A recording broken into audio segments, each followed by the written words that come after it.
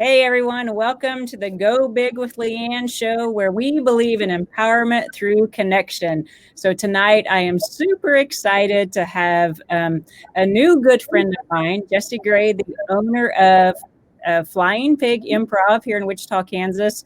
And so we're going to talk all things improv, but our title tonight is The Gift of an Unscripted Life, which I just love that she kind of gave me an idea and then I went on a walk and it kind of blossomed into that title. So Jessie, thank you for being here tonight. And I'll let you do just a brief introduction of yourself, anything that you would like to share with the audience to get us started. Sure. Oh, Leanne, thank you so much for having me. I've been watching your other broadcasts, and I really enjoyed them, and I'm learning wonderful things. So I encourage everyone to go back to Go Big with Leanne and watch some of the previous videos. They're really interesting people, and I'm honored to be on the list of those being interviewed. So I'm Jessie Gray, and I started Flying Pig Improv about let's see, April of last year. And gosh, it's been a dream of mine for a number of years now to have my own improv studio. And part of it is that I just love improv. That whole living on a high wire, living in the moment, it excites me. It gives me great passion to share it with other people. And as I've been here in Wichita, well, even before I came to Wichita, I realized that there wasn't a lot of improv learning happening here. There's some fantastic improv troops around town, but there wasn't a place to really go and learn how to do that. And that's the thing I'm passionate about. So I grew up in Wichita. I moved to California in 1985, and I lived there until I got back here in November of 2018. And so I bring a lot of learning and experience from California with me, but I'm still a hometown girl. So. Yeah, and we're grateful that you brought all your California experience to us folks here in Kansas. But for those who may be joining the show that have, like myself, before like 8 months ago, I had zero idea what improv was. I just thought of like, no way in hell would I be doing improv. That was, if someone said that word, that was the first thing that came to thought. So for those that because there's definitely people who think it is only one thing. So if you were going to describe improv, to the everyday person, how would you describe it? Oh, golly. I start by saying what it's not. Yeah. It's it's not sketch comedy like Saturday Night Live. It's not stand up like Jerry Seinfeld or, gosh, I wish I could think of somebody younger. Um, it's it's it's a group of people who come together and live in the moment, playing games and doing scenes, and it's completely unscripted. So everything that happens because of the last thing that happened. And if you're all playing by the same rules and have some, a basic set of chops, improv happens. Improv is just making it up as you go along. Yeah, and that's the beauty of it. So you can't really be in your mind too much when you're doing improv because then you screw it all up. I mean, that's what the first improv class I came to. This is going to sound really weird, but it was really like a spiritual experience for me, because well, I was scared to death, but besides that, I realized that it was just what I needed in my life at that time because I needed to be put in the moment. And in improv, there like there's no other way to do improv except to be in the, well, I suppose you can be very distracted, but if you want to play along with everybody else there and making your partner look good, you have to be in that moment. And it was just really fulfilling to be with others and to be in the moment with them. Yes, and everybody, well, first of all, everybody starts somewhere. And the drop-in classes at Flying Pig are a really great way to just come and dip your toe in because it's like a big summer camp for adults. You just get in a big circle and you wait for some instructions, and then you just play the game or do the exercise, and you will find that uh, as you do it, your fears, your past fears are dropping away, and your future fears won't come to realization because you're so busy in the moment that nothing else gets to be a part of that experience. And once you get there, it's really thrilling, isn't it? Yeah. Because we spend so much time in our past and our future and not really absorbing what's happening in the moment. So I know there are a lot of practices out there, meditation, yoga, martial arts. There are a lot of practices that talk about and live in the moment. And this is another one of those that, boy, when you let go of some stuff and just play, like you did when you were a kid. Do you Yeah. ever strapping on a cape, Yeah. and make up the rules? You can't, that car doesn't go backwards. It only goes forwards. And my gun shoots jelly beans. You're making up everything as you go along, and it's so vivid and so now. And somewhere along the line, we shut all that stuff down and like plan for the future. And, set down a foundation for all the things I'm going to do and the steps I'm going to take to get here and here and here. And we stop playing. Yeah. And improv really just gives you the chance to come back and play. Yeah, and it's a very safe playground. So, I was very involved in Girl Scouts when I was growing up, and I just loved camp. And improv kind of reminds me of camp because, the circle environment, the campfire, and and I am very much, people that know me, I'm a military girl. I'm point A to point B, very structured, and I definitely had forgotten how to play. And so it's been very therapeutic, but it's just so rewarding to like turn on the imagination again. And so now when I go play with my grandkids, we're doing improv. They do improv naturally, but then I'm teaching them some actual improv games. And just think about when you turn your imagination on in improv, how that can impact your work life, your relationship, and when you learn to play again. I mean, for me, it's just been and I've been into meditation and yoga and spiritual practices for many years, but improv has just brought in another level of experience that has really enhanced my life in a way that I never thought it would. It still scares the crap out of me to do it. And now that we have a little bit of a break too, because I've taken 8 weeks of classes, done the drop-ins. I am going to continue to pursue it just because it feels so good, and I don't know if I'll ever, try to join a troop or try out or anything, but it doesn't really matter because we're in the moment, right? Right. That's all that matters. You can make that decision further down the line, but yeah, the playfulness is really the key component, and then we start out with really fun and low pressure games and exercises, and then we start developing some skills. We start developing skills that listening skills and skills that allow you to not plot ahead, right? Skills that allow you to just say the next thing. It doesn't have to be funny. Oh, please don't try to be funny. Everything. Just say the next thing. And maybe it will be the funny thing. Maybe it's your partner's response that is the funny thing. You allow that to be, because no one's showboating. Nobody's hogging the funny space. We're all going to get a chance. And honestly, as you get further along in improv, down the journey into long form, you're not even striving for funny. It's unscripted theater, and so drama happens, and intrigue, and tenderness, and vulnerability, and hilarity also happens. So all those things are possible, and you start learning skills early on to let go of those preconceived notions about I've got to be hilarious right now, and punishing yourself for not having said the word kangaroo, because that would have been fun. So you start learning skills that become habits, And that's about the time when it really starts sinking into real life. You know, you can transfer a lot of those things over.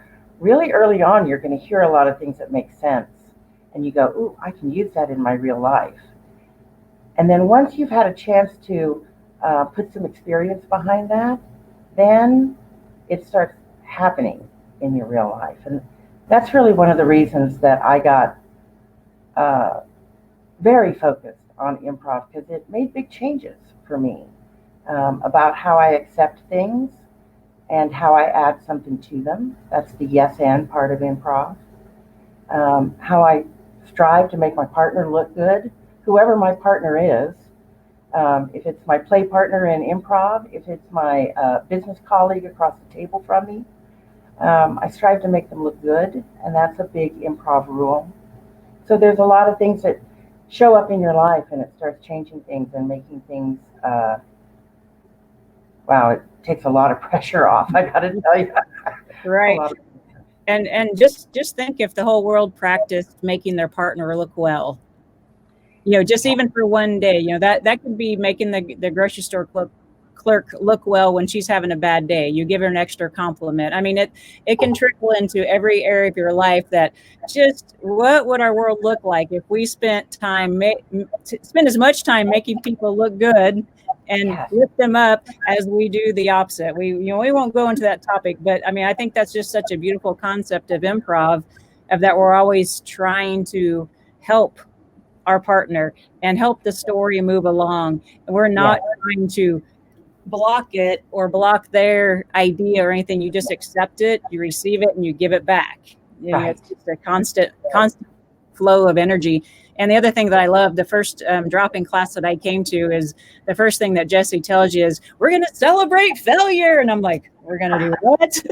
And I'm like, failure, that's a strong word. And Joe, how about mistakes, Leanne? We're going to celebrate. I'm like, okay, this is good. So, I mean, you know, if you're in a place in life where you feel like you have to be perfect all the time and meet everybody's expectations, you know, improv might be a great release for you to, because when I went there, I didn't know a soul. No one knew me, you know, so right there, it was like, okay, I can be whomever I want to in this room, because no one has any expectations of me. And Jessie's given me permission to make mistakes. So by golly, I'm going to embrace that.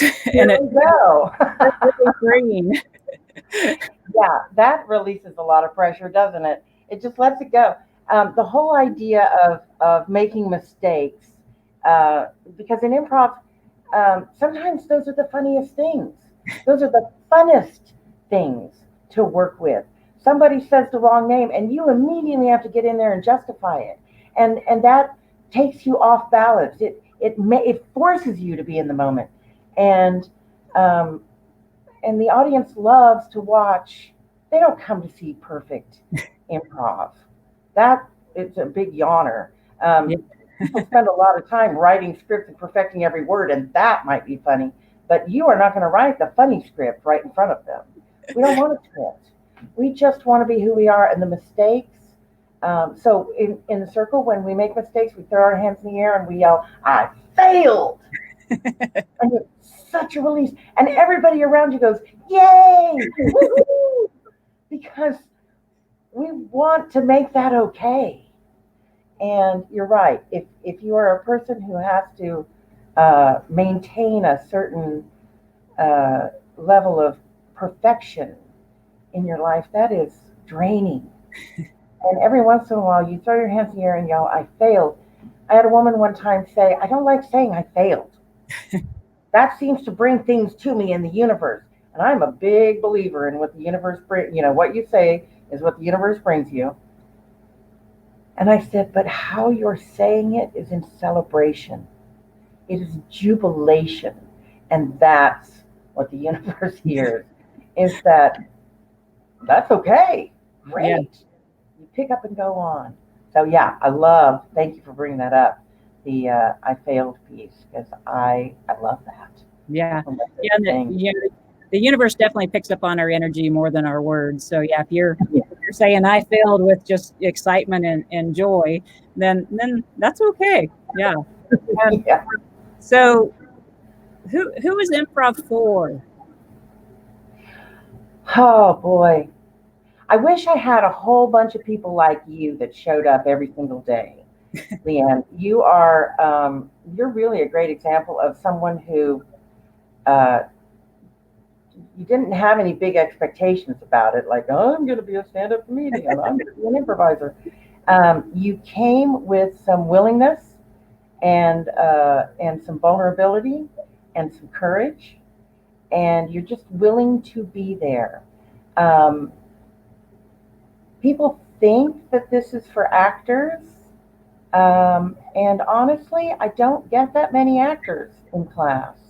And that was true here. It's true here, and it was true in California as well. Um, Quite between us, actors tend to be a little afraid of improv. It is out of their comfort zone and know where they want to go when they're on stage. So it takes them a little while to latch on and really embrace it. But uh, if you're a parent, if you are a manager, if you are someone who is being managed, if you are having conflict in your office, if you are spending too much time alone, you work from home, you sit in the coffee shop and type away. If you're spending too much time alone, if you are, if you did something creative in your past and you've let it go and you're yearning for creativity, if you are uh, if you're a teacher, if you're a therapist, if you're an attorney, if you are managing a nonprofit, these are all real people who come to improv because there is a kernel of yearning in there to explore and to play and to do that with some anonymity. You know, like you said, you showed up the first day and you didn't know anybody. It's like being on vacation in the Bahamas, man. Yeah. No one knows you. So wear that tiny bikini and get out there. Who cares? No one's going to talk about it later. So, um, so all those people, I really encourage, especially parents who are looking. You know, they're always asking me if there are kids classes, and I'm like, yeah, I don't have kids classes. I want you, the parent, to come to improv, and then you will have improv in your home forever. I can entertain your kid for an hour. I can I can change you forever. Right. No, I can't really change you. You have to change yourself. But I can offer you some interesting avenues to explore, and that's forever in your home. Yeah. So I really think there are lots of ways for everyone to use listening skills, to let go of perfection, to let go of past and future thinking, to uh, to to express your emotions Yeah. in a way that is not explosive or suppressed. You know, there's something in between that, and we learn to do that without fatalities. um, yeah. So I think improv is for everybody. Now there may be some people go, I'm an introvert. I'm never going to get out there in front of people and do this. Well, I think people would be surprised to know that I'm an introvert too. I have these extroverted moments. Right now, I'm having one. But I love my alone time, my downtime. I need a lot of time to decompress before and after a class. I have to get my energy up for a class, and then when I come out of a class, it takes me some time to put things back together for myself and decompress, and so um, it will help with a lot of things like your fear of public speaking or your fear of waving your arms about. You know, um, it can do a lot of things, but I really do honestly believe that everybody benefits from it in some way. Um, I don't have very many meltdowns in class. People usually just get over themselves and keep going, and every once in a while somebody will get caught in their own spiral and they have to step out, and that's okay too. Woohoo! Yeah. You know, come back when you can. Well, and I love that I believe that is for everybody. And I think it's good for extroverts and introverts because then you're making your partner look good. And, so it helps you become a better person in general to understand and respect the differences of how people interact with each other. And then you can learn from the introverts and extroverts and, different listening skills and different, body motions and that whole expression of motions because like I grew up and I was kind of labeled as to be the happy, strong girl. And so that's the emotions that I have mastered really well is how to be the happy, strong girl. But all the other emotions have been honestly pretty scary to me. So, just to come play with them in improv is a very safe place. And I know I'm making this sound like a very spiritual experience, but it has been. And I will say that when my friend Gail told me about improv, it was like my soul was yearning for it. But it took me 2 months to get there. But it wouldn't get out of the back of my head once I heard that it was in Wichita and kind of what it was about and what I was going to get to do when I got there. So, and I love that Jessie has the drop-in classes on Saturday because that's just a perfect way. And if you only do that, I mean, that's amazing if you come once or twice a month. And like I said, I have toddler grandkids, and then I have Dale's grandkids are like 7 and 10, and I taught them 5 things, and I don't remember some of the games I had to. I made up my own rules because I couldn't remember all the rules, but that's okay because I just improvised and we kind of played sort of the game, but they loved it and we entertained ourselves for like an hour. And you also just kind of learn about people too when you're playing the game. You're like, oh, that's interesting. You're like, oh, okay. 5 things that are hidden in the trunk of your car. Yeah. Oh, yeah. My first class, 5 people you want to kiss. Oh yeah.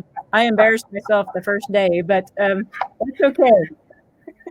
because it doesn't have to be real. Whatever comes out of your mouth is just from your imagination. So it's fantastic. And again, it just tapping into that just can enhance your life. So give it a try. You have to register right now for the drop-in classes, correct, Jessie?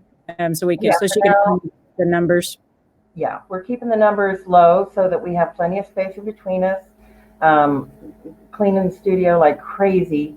I ask everyone who walks through the door to go wash their hands immediately and wash their hands on their way out as well at the end of class, and to really respect the distance. And if you want to wear a mask, you are welcome to wear a mask. So far, it's been very manageable, and everybody's been very respectful about distance, and we try not to do shouting games that have a lot of shouting in them and angry games. So we're not fighting each other. Yeah. Yeah. So so the drop-ins are a fantastic way to just try it out. It's a 90-minute class on Saturday mornings at 11, and it's $10, and the first one's free, so you can just try it out, and then I know you'll want to come back, and you'll probably bring a friend with you. Yeah, it's a hoot, and nobody, there's no crying. it's just a good day, and then after you do that a few times, and the drop-ins are kind of set up the same way each week, but I change out the games and exercises and things to keep it fresh, but it's not a steady diet. Eventually, if you get hooked on it, like some of us have, there's the short form classes, which are the games that you might see on Whose Line Is It Anyway? Things like Party Quirks and Scenes from a Hat and things like that. And so we learn a number of games. I have 2 sets of short form classes, and a 1 and a 2. It doesn't matter which one you take. They have different sets of games and different skills that you learn in both of them. I really recommend that you take both of them. They're 4 weeks each, and then after that, the improv journey continues with long form. And long form, right now, very popular is Middle Ditch and Schwartz, and they do long form, and that is scene work. And it doesn't have to be long. For them, it's 45 minutes or an hour. I won't force you to do that right away, But long form just means that you do not have a structured game boundaries around you, but you do still have a skill set and certain improv rules that we all follow for now. And and it's exciting, it's thrilling, and you just have no idea what can come out of that. It's, you and your partner build it one brick at a time, and pretty soon you're in a castle and you can't even believe that you got there. It's amazing. So that's really And you have a troupe that's formed, that formed right before all this mess happened. And are they going to be performing maybe over the summer or? soon. Yes, soon. We have been continuing our true practices online, and that was really great for some things. And now we need to get back and sort of do the whole body workout. Yeah. It's not improv from the mouth, and it's really hard to do in these little squares. Yeah. But so we're back to practicing on Tuesday nights at the studio, and yes, they'll be on their feet in front of an audience really soon, and they're really fun. I think there's 13 of them in the troupe right now, and we're just having a blast. Yay. Well, I'm excited. Right before all this mess happened, you had a show downtown. And so that was my first ever witnessing improv. And it was just fun. And I laughed and had a great time. And so I'm excited to, kind of get back on my journey of improv. And I will be there this Saturday. So if any of my friends are catching this live or the replay and want to know that they're not going to be there by themselves, come join me for a drop-in class and we'll have some fun and go have some coffee or lunch afterwards or something. And so what do you have to lose? That's what I figured when I went to my first class. I'm like, what's the worst thing that could happen? I don't know. And whatever I was making up in my mind was none of that's true. Just like any other time in my life, we always make this big story up of what's going to happen to us if we pick up the phone and call an old friend or whatever. And so it's just go for it. And you might really discover another side of yourself that you didn't even know existed, and a side that you like, wow, this is a good friend. Oh, I found this down in this is so I have the little pig for our show. It was down in front of my granddaughter. But I'm like, I'm going to have the pig here with me in case we get nervous or something. That he's like a pig.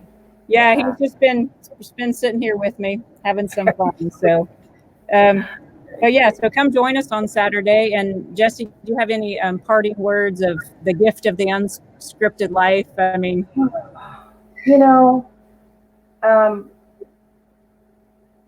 Yeah, I do. Yeah. I'm trying to whittle it all down to one little nugget that you can take with you.